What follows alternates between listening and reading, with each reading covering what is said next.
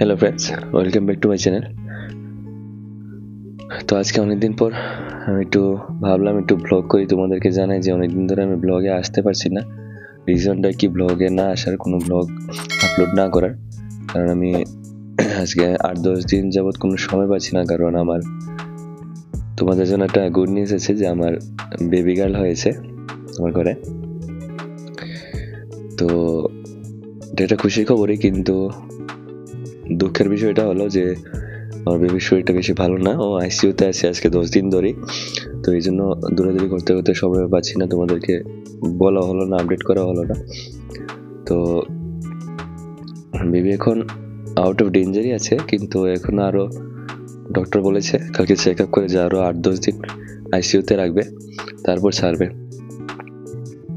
তো এই জন্য দৌড়াদৌড়ি করতে করতে এদিকে ওয়াইফের শরীরটা বেশি ভালো না।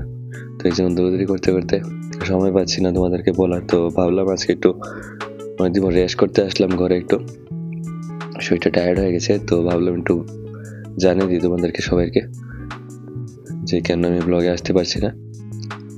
আশা করি তোমাদের আশীর্বাদে আমার বেবি তাড়াতাড়ি সুস্থ হয়ে যাবে। আমি চাই তোমরা সবাই যদি আশীর্বাদ করো আমার বেবি তাড়াতাড়ি সুস্থ হয়ে উঠুক। তো আজকে ব্লগটা তোমাদেরকে আপডেট করার জন্যই করেছি। তো তোমাদের সবাই সাপোর্ট যাতে থাকে আমার সাথে এবং আশীর্বাদ যাতে থাকে, আমার বেবি যাতে সুস্থ হয়ে উঠুক, এটাই আশা করবো। তোমরা সবাই সুস্থ থাকো। তো আজকে ব্লগটা এখানে শেষ করছি। Tata, bye bye.